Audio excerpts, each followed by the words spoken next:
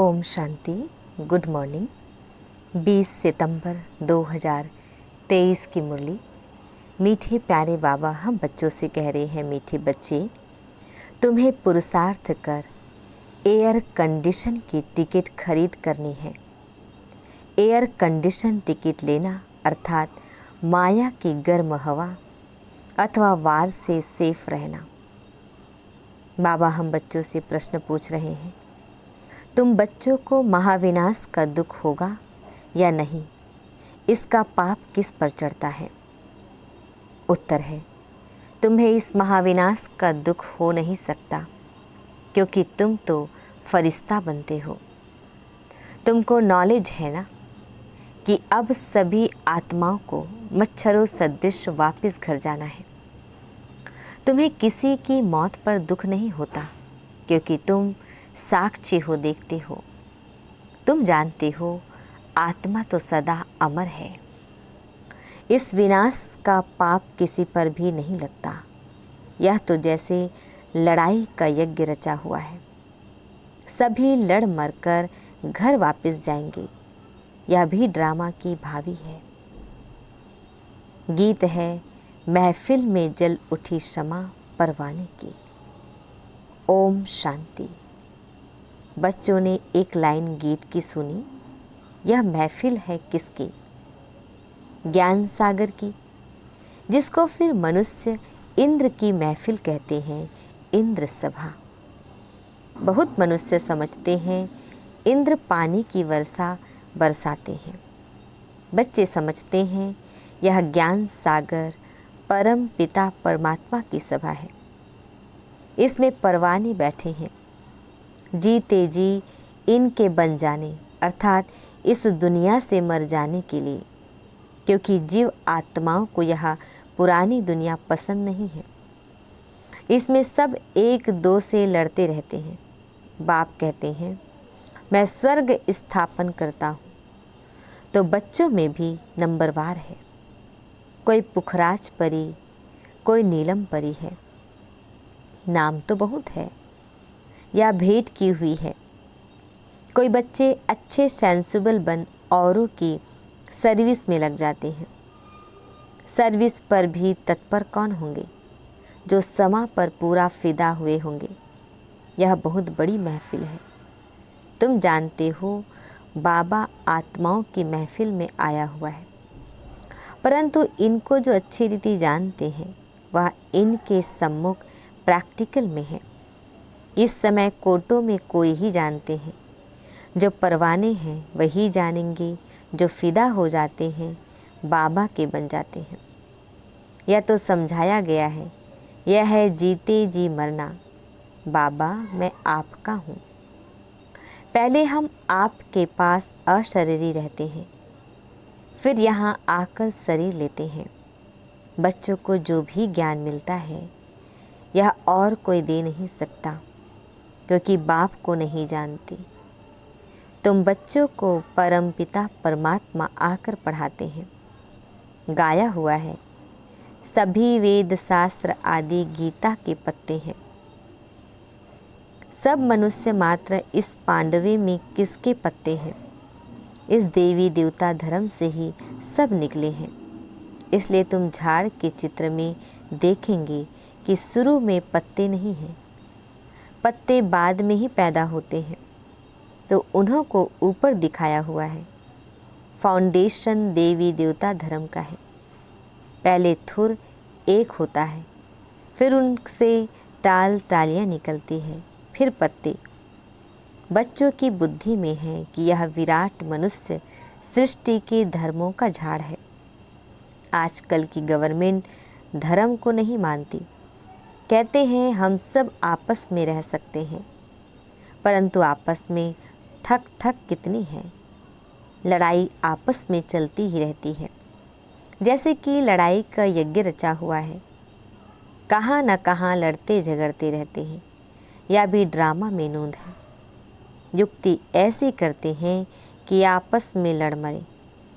आगे हिंदुस्तान पाकिस्तान अलग अलग थोड़े ही था, सब इकट्ठे थे। गवर्नमेंट भी मजबूत थी। आपस में कोई नहीं सकते थे, क्योंकि ऊपर में बड़े बड़े नवाब होते थे। जैसे अब सारी दुनिया के लिए यूएन आदि बड़ी बड़ी कमेटी है, परंतु इन सब के लिए धनी धुरी तो कोई है नहीं, तो टुकड़े हो गए हैं। दुख वृद्धि को पाता ही रहता है, एक दो को मारते ही रहते हैं। ड्रामा में देखो कैसा राज है। एक दो से लड़ेंगे तो बाप पर थोड़े ही पाप लगेगा। हम साक्षी हो देखते हैं, तुम जानते हो सब लड़कर ख़त्म ही हो जाने वाले हैं। कोई बड़ा आदमी मर जाता है तो 8-10 रोज़ उसके लिए थोड़ा बहुत कार्यक्रम चलता है, हॉलीडे आदि करते हैं। तुम्हारे लिए तो कुछ नहीं है, तुम तो फरिश्ते बन रहे हो, तुमको विनाश का भी दुख नहीं होता है। अब तो मच्छरों सदृश मरेंगे, फिर कौन किसको देखेंगे, यह राज तुम बच्चे ही जानते हो। नई दुनिया में रहने वाले तो बहुत फर्स्ट क्लास चाहिए। यहाँ कोई मरे तो तुमको थोड़े ही दुख होगा। तुम तो साक्षी हो देखते हो, इसने जाकर दूसरा शरीर लिया अपना पार्ट बजाने के लिए। तुम्हारे में भी सब निश्चय बुद्धि नहीं है। गृहस्थ व्यवहार में रहते पाँव से चोटी तक अब खुशी का पारा चढ़ रहा है। फिर कोई का कम, कोई का जास्ती, कोई को फिर पाई का भी नहीं चढ़ता। जैसे आटे में नमक, उनको फीका ही कहेंगे। मालूम पड़ता है कि किन्हों को नारायणी नशा चढ़ता है। माता पिता की सर्विस करते हैं, ऐसे नहीं। गृहस्थ व्यवहार में रह सर्विस नहीं कर सकते, वह तो और ही जास्ती सर्विस करेंगे, और ही जास्ती माँ बाप का नाम भी बाला करते हैं। गृहस्थ व्यवहार में रहकर कमल फूल समान अचल अडोल बनकर फिर औरों को भी बनाते हैं, तो उन्हों की महिमा जास्ती है। तुम तो शुरुआत में निकल पड़े, वह भी ड्रामा। भट्ठी बननी थी, उसमें से भी कोई कच्ची ईंट निकली, कोई पक्की भी निकली। ICS के इम्तिहान में सब थोड़े ही पास होते हैं, क्योंकि गवर्नमेंट को बहुत पगार देना पड़ता है। यहाँ भी ऐसे हैं, बड़ी जायदाद देनी पड़ती है। मुख्य 8 पास होते हैं, फिर 108 की माला बनती है।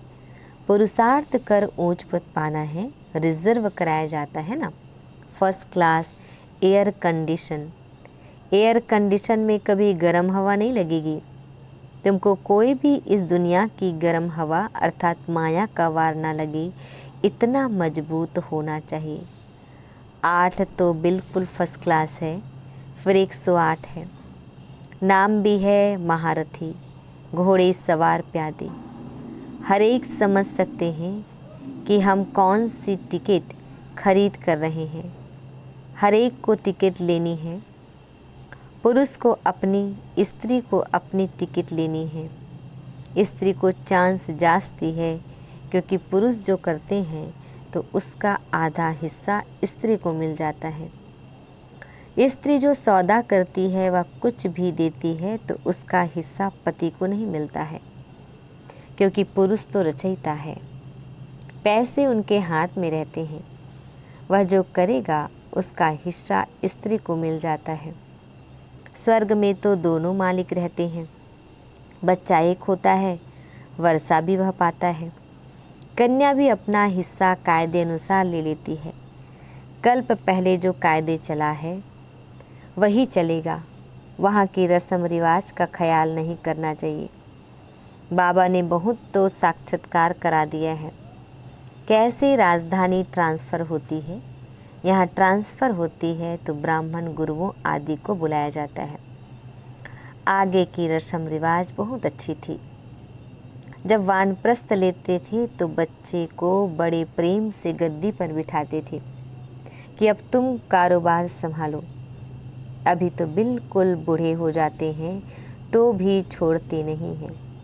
आगे बच्चे मातृ स्नेही होते थे, अब तो मातृद्रोही बन पड़े हैं। माँ की भी चोटी पकड़ बाहर निकाल देते हैं। इसको कहा जाता है धुंधकारी मातृद्रोही। सतयुग में ऐसी बातें नहीं होती। तुमको तो बहुत खुशी होनी चाहिए। महफिल की महसूसता तुमको यहाँ आएगी। यह ज्ञान सागर तो जहाँ होगा वहाँ मेला होगा। नदियों का मेला होता है ना। तुम नदियाँ तो आपस में मिलती रहती हो। यह तो है ज्ञान सागर और नदियों का मेला। यह है जगत अम्बा सरस्वती, उनका भी नाम बाला है। माँ के पास भी कितने मिलने आते थे, क्योंकि उनकी मुरली बहुत अच्छी थी। बच्चियाँ भी महसूस करती हैं कि मम्मा की मुरली अच्छी खींचती थी। यह है सागर और नदियों की महफिल। बहुत बच्चे आ जाते हैं, पहले सागर फिर नदियाँ, छोटी नदियाँ या बड़े कैनाल आदि आदि होते हैं ना। तुम हर एक समझ सकते हो कि हम छोटी नदी हैं या बड़ी नदी। बड़ी बड़ी नदियों को बुलाते हैं कि आकर भाषण करो, तो ज़रूर वह तीखे हैं। मम्मा को कितना बुलाते थे, शिव बाबा का मिला हुआ खजाना आकर दो। तुम बच्चियाँ जाकर ज्ञान रत्नों का दान करती हो। ज्ञान का एक एक वर्षंस लाखों रुपयों का है। शास्त्रों में कोई ज्ञान के वर्षंस नहीं है। अगर होते तो भारत बहुत साहूकार होता। तुमको तो रतन मिलते हैं जिनसे तुम 21 जन्म के लिए साहूकार बनते हो। अभी संगम युग पर तुम सबसे ऊंचे हो। फिर सतयुग त्रेता में तुम्हारी डिग्री कम हो जाती है। अब तुम ईश्वरीय दरबार में बैठे हो। तुम जानते हो बाबा 21 जन्मों का वर्षा देने वाला है। उनको ही सब याद करते हैं। दूसरे सब दुख देने वाले हैं। दुख देने वाली चीज़ को हमेशा भूला जाता है। हे बाबा, हमारे तो आप हो, दूसरा ना कोई। परंतु श्री कृष्ण का नाम सुना है तो उनको ही याद करते हैं। तुम श्री कृष्ण की राजधानी में थे। बाप इस कंसपुरी को श्री कृष्णपुरी बना देते हैं। आसुरी पुरी से फिर दैवी पुरी बन जाएंगी। फिर दिखाया है कि असुरों और देवताओं की लड़ाई लगी। देवताओं की जीत हुई। देवताएं रहते हैं स्वर्ग में। वास्तव में तुम्हारी लड़ाई है 5 विकारों से। अभी रामायण की बड़ी धुनी लगेगी, क्योंकि दशहरा आता है, गवर्नमेंट भी मनाती है, रामलीला करते हैं, परंतु यह जानते नहीं कि रावण क्या चीज़ है। कई बच्चे कहते हैं नेष्टा में बिठाओ। वास्तव में याद तो चलते फिरते करना है, परंतु जो सारे दिन में याद नहीं करते उनको बिठाया जाता है कि यहाँ बैठने से कुछ न कुछ याद करें। बहुत है जो सेंटर्स में जब आते हैं तो याद में रहते हैं, घर गए तो खलास। याद करने की प्रैक्टिस नहीं है। बुद्धि और तरफ भटकती रहती है। बच्चों को समझाया गया है कि आत्मा स्टार है, जिसको बिंदी भी कहते हैं। स्टार में तो ऐसे कोने होते हैं, बिंदी में नहीं होती। स्टार्स इसलिए कहते हैं क्योंकि भेंट की जाती है। लकी सितारे कहा जाता है। बिंदी रूप आत्मा में ज्ञान की चमक है। आत्मा बिंदी में सारा पार्ट है। बाप कहते हैं मुझ बिंदी में यह पार्ट है जो मैं भक्ति में बजाता आया हूँ। तुम बच्चों का सबसे जास्ती पार्ट है, क्योंकि तुम ऑलराउंडर चक्र लगाते हो, तो चक्रवर्ती राजा भी तुम बनेंगे। दुख हो चाहे सुख हो तुम ही पाते हो। मेरा पार्ट तुम्हारे जितना नहीं है। मैं वानप्रस्थ में चला जाता हूँ, फिर भक्ति मार्ग में मेरी सर्विस शुरू होती है। याद भी करते हैं ड्रामानुसार। जिस जिस देवता की पूजा करते हैं साक्षात्कार फिर भी मैं कराता हूँ। यह ड्रामा में मेरा पार्ट है। वह समझते हैं हमको इनसे साक्षात्कार होता है, इनमें भी भगवान है। समझते हैं गणेश से साक्षात्कार हुआ तो गणेश में भी परमात्मा है। इससे ही सर्वव्यापी का ज्ञान उठा लिया है। और तुम सब बच्चे कहते हो हम सब बाबा को याद करते हैं, अर्थात सब में बाबा की याद है। तो इससे भी सर्वव्यापी समझ लेते हैं। बाबा कहते हैं मेरी याद में भी सब नंबरवार पुरुषार्थ अनुसार रहते हैं। जितना जो याद करेंगे उतना विक्रम विनाश होंगे। बाकी आत्मा तो हर एक में अपनी अपनी व्यापक है। मैं कोई बच्चे में भी प्रवेश कर जिसका भी कल्याण कर सकता हूँ, परंतु उन्होंने फिर उल्टा अर्थ कर दिया है। ड्रामा में वह भी नूंद है। ड्रामा अनुसार सबको पाठ मिला हुआ है। यह शास्त्र आदि बनाने का भी ड्रामा में पार्ट है। बनाएंगे वही जिन्होंने आगे बनाए थे। गीता सुनाते हैं, फिर कल्प बाद ऐसे ही सुनाएंगे। तो अब बच्चों की महफिल में बाप बैठे हैं। जो मुझे जानते हैं मैं उन्हों के बीच में ही शोभता हूँ। बाकी जो जानते ही नहीं उस महफिल में बैठ क्या करेंगे। तुम भाषण आदि करते हो तो बहुत आते हैं। उनकी क्षमा के साथ महफिल नहीं कहेंगे, क्षमा के साथ महफिल तो यहाँ है।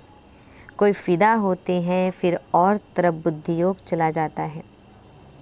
जब तक संपूर्ण बने बुद्धि जाती है। कर्मातीत अवस्था संपूर्ण निर्विकारी अवस्था अभी नहीं कह सकते, वह अंत में होगी। फिर यह पुराना शरीर छूट जाएगा।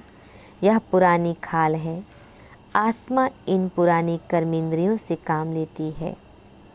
अच्छा मीठे प्यारे बाबा, हम बच्चों को विश कर रहे हैं। मीठे मीठे सिकिल दी बच्चों प्रति माता पिता बाप दादा का याद प्यार और गुड मॉर्निंग। रूहानी बाप की रूहानी बच्चों को नमस्ते। हम रूहानी बच्चों की रूहानी बाप दादाजी को याद प्यार गुड मॉर्निंग और नमस्ते नमस्ते नमस्ते। शुक्रिया बाबा शुक्रिया। धारणा के लिए मुख्य सार है। आज हम बच्चों को धारण करना है। फर्स्ट पॉइंट है शिव बाबा से मिला हुआ खजाना सभी को बांटना है। अविनाशी ज्ञान रत्नों का दान करके 21 जन्मों के लिए साहूकार बनना है। सेकंड पॉइंट है अपनी अवस्था अचल अडोल बनानी है। गृहस्थ व्यवहार में रहते भी कमल फूल समान बन बाप का नाम बाला करना है। सर्विस में तत्पर रहना है। वरदान दे रहे हैं बाबा हम बच्चों को। संगम युग के इस नए युग में हर सेकेंड नवीनता का अनुभव करने वाले फास्ट पुरुषार्थी भव। डिटेल है संगम युग पर सब कुछ नया हो जाता है, इसलिए इसे नया युग भी कहते हैं। यहाँ उठना भी नया, बोलना भी नया, चलना भी नया। नया अर्थात अलौकिक। स्मृति में भी नवीनता आ गई। बातें भी नई, मिलना भी नया, देखना भी नया। देखेंगे तो आत्मा आत्मा को देखेंगे, शरीर को नहीं। भाई भाई की दृष्टि से संपर्क में आएंगे, दैहिक संबंध से नहीं। ऐसे हर सेकंड अपने में नवीनता का अनुभव करना। जो एक सेकंड पहले अवस्था थी वह दूसरे सेकंड नहीं उससे आगे हो, इसको ही फास्ट पुरुषार्थी कहा जाता है।